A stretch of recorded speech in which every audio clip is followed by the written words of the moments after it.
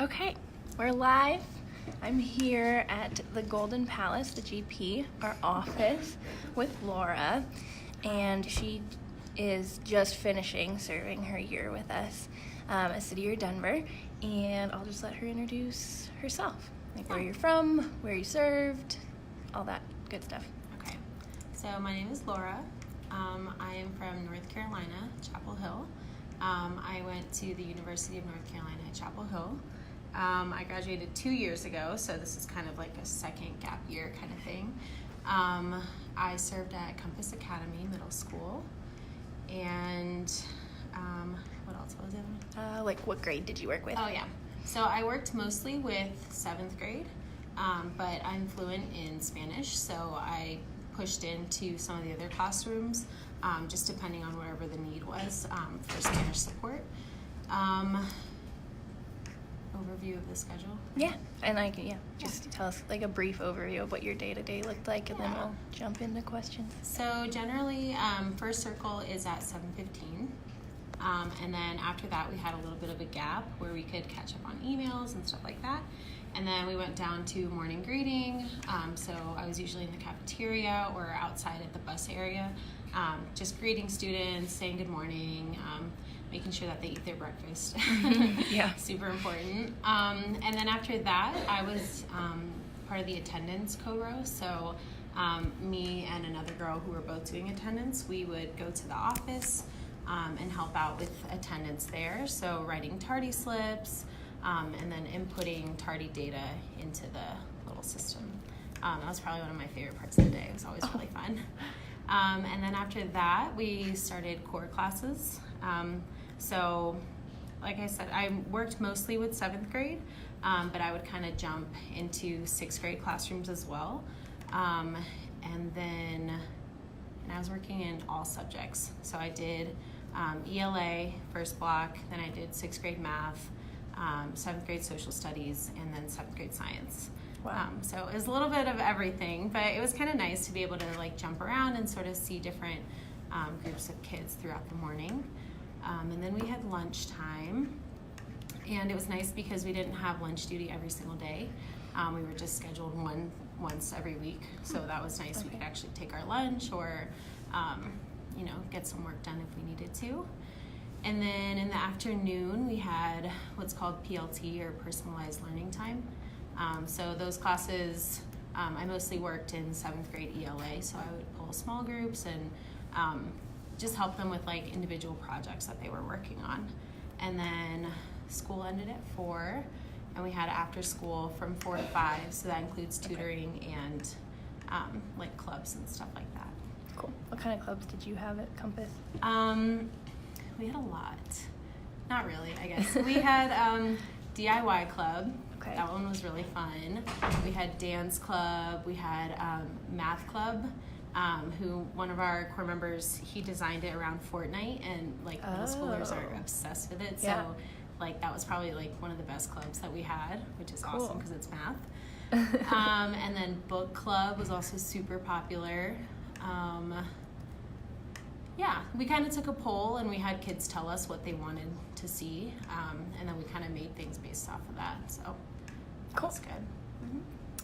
So,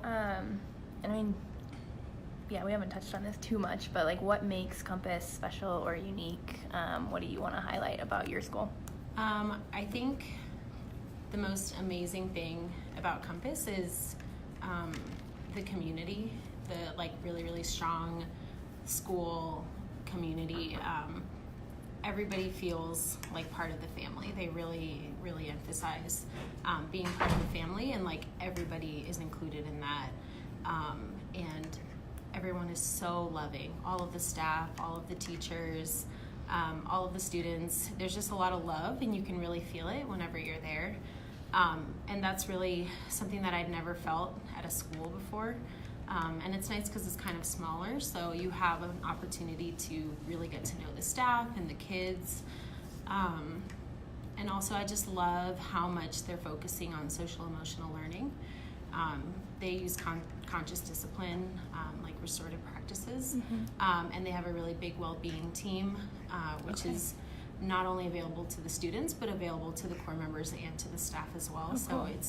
it really feels like everyone's being taken care of, which again, for a school seems different, but in the best way. That's definitely been my favorite part. Cool. Yeah, I didn't know that. So Yeah. that's why we do these.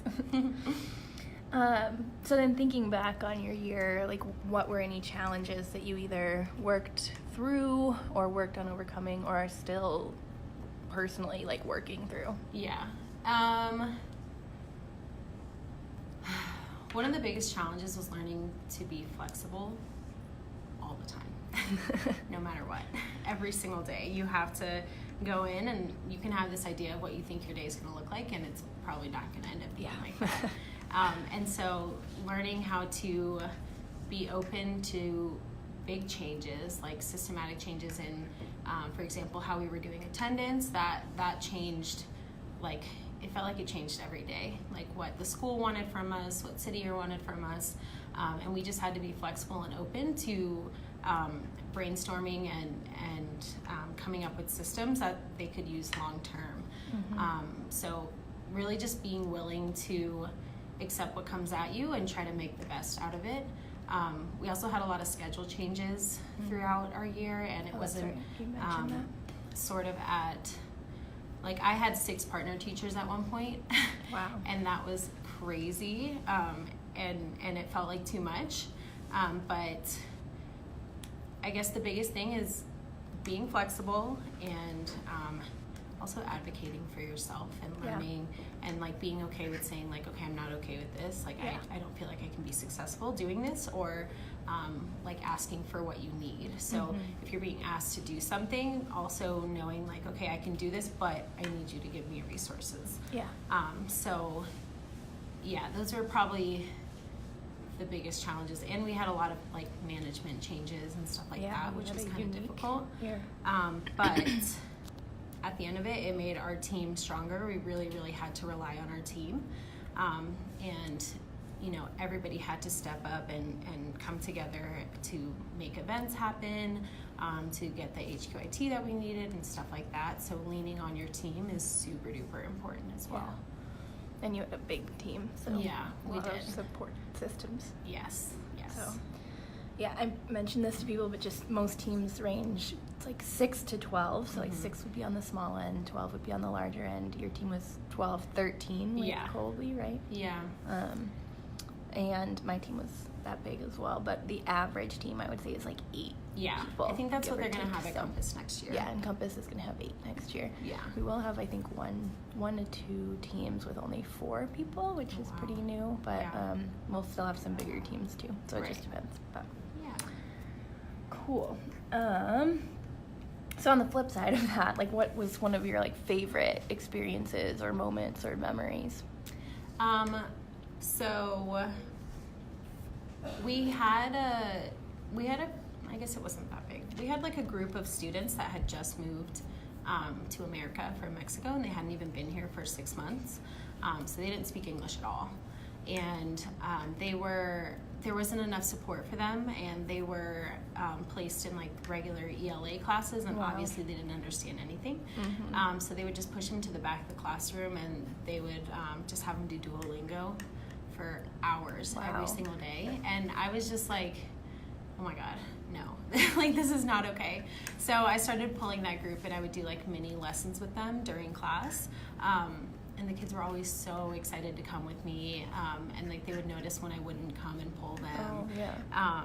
But their English improved so much, and we got to do this project where they got to like describe how to do an activity in English. So they had to write down like the steps, and and then they made a little presentation, and then they presented it to a bunch of teachers and like some of their peers and stuff, and that was like probably one of the most powerful things I've ever seen. Like all the teachers were crying. They were so proud of them, and it was just really amazing to see them like stand up in front of a group and speak in English, like when a few months back they didn't even know what hello was. So that was probably one of my favorite memories. Yeah, that's cool. Yeah. I would ask what topic they did, but They did like how to make ramen. Oh, like okay. cup of soup. So then he like literally described like, okay, open the lid, pour the water in, put it in the microwave. Okay, I was thinking of the like peanut butter and jelly Yeah, activity, and then so. another kid did how to make a sandwich, but he wanted like a million ingredients, and I was like, I mean, I'll get you the ingredients, but it was like lettuce, tomato, mayonnaise, mustard, like a really full Everything. sandwich. And we sat there and like we made it together, and then we all got to eat from it at the okay. end. So that was Cool. actually really cute. Yeah. That's awesome. Yeah. Which I guess I'll switch the order on you a little bit. I mean, you worked with middle schoolers.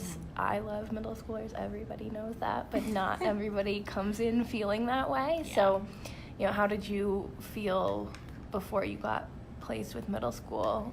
Is that where you were hoping to be, and what was it like working in with 6th, 7th, and 8th graders? Yeah. I was really nervous to work in a middle school. I was like, oh my God, these kids are going to eat me alive. Like, I don't know what to talk to them about. I'm not cool. Like, I'm not up to date on, like, the music or, like, all of those things. I was like, what am I even going to talk to them about?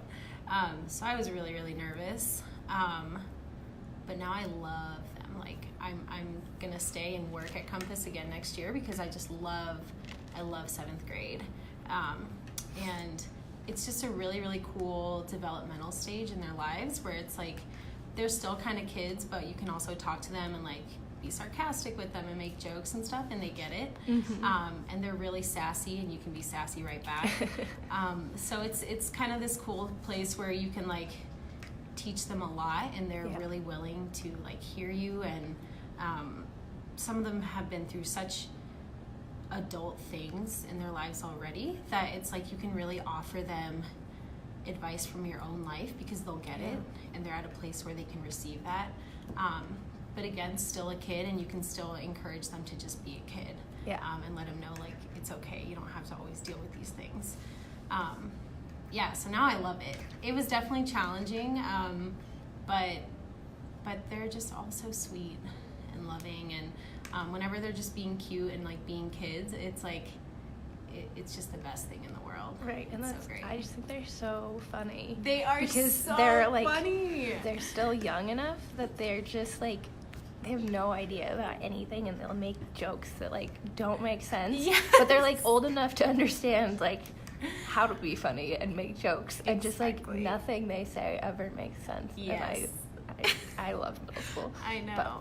But it's also really interesting to see from 6th grade to 8th grade how much growth happens. Like, yes. Holy cow. Like, 6th grade, they are still, like, babies.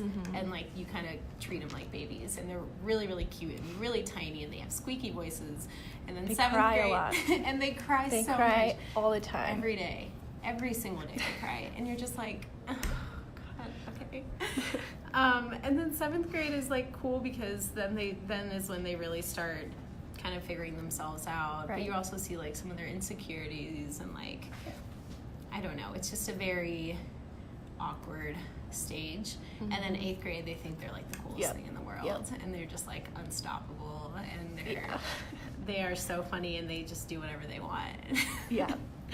But it's so great. I love hearing their voice cracks and like just like the awkward like puberty things that they go through. Thanks.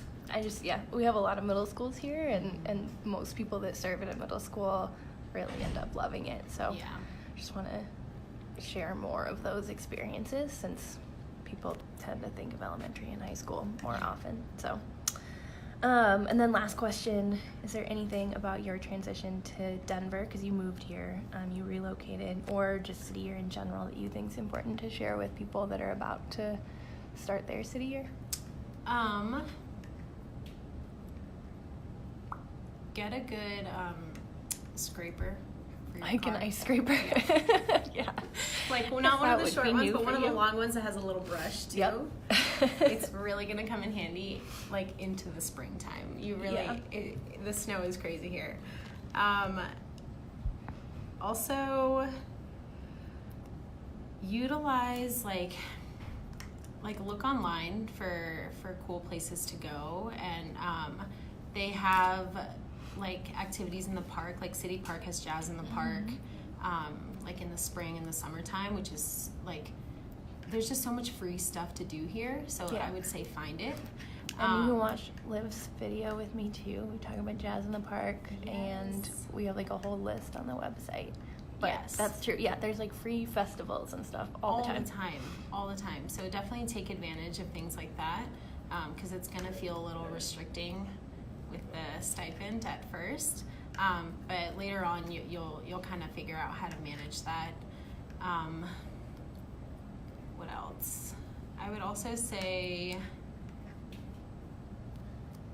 driving. Like if you have a car, everything ends up being like 20 minutes away. So like, be okay with a little bit of a drive. But Right, it you're doesn't- always gonna have a commute somewhere. Always. We're a pretty.